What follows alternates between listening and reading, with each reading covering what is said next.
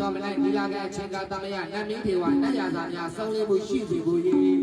ရှမ်းဘက်ဆံရမင်းဘုံကိုများကိုဆက်လက်ပြီးချိုးမချော့မှာကြော့မှာမို့လို့တောင်ပိုင်းရှမ်းပြည်နယ်ကိုအပိုင်းစားရတဲ့ကိုသိရှင်နဲ့စင်ကတော်တခင်မကြီးကနေစပြီးကြိုးကြကြော့ကြကြော့ကြတယ်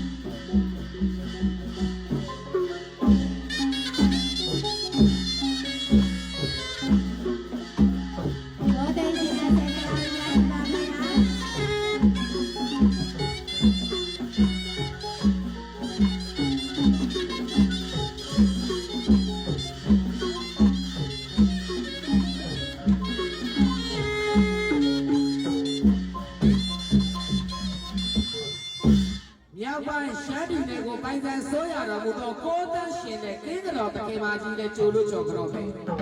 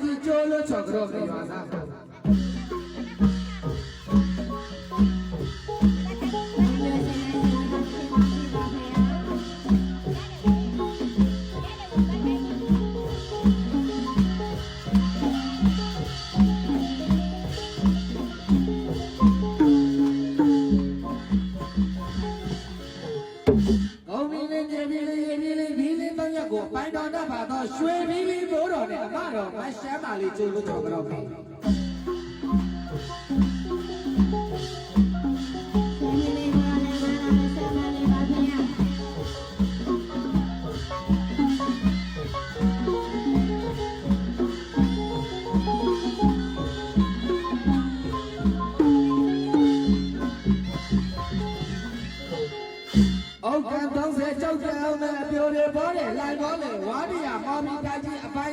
အဖဦးမောင်လေးနဲ့အနေပေါ်တခင်မကျိုးလို့ချော်ကြော်ပဲ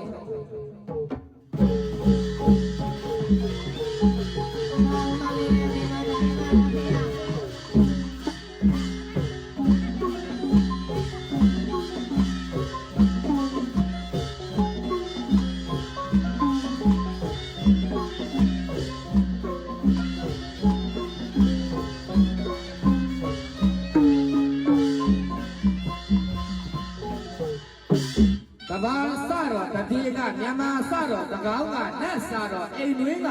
ပွဲတော်စတော့ရွှေကျိုးပင်ကဖြစ်ပါတော့ကြောင့်မင်းတို့တစ်ခါကရွှေကျိုးပင်ဘိုးတော်ဘွားတော်ကျိုးလို့ချော်ကြော်ပဲ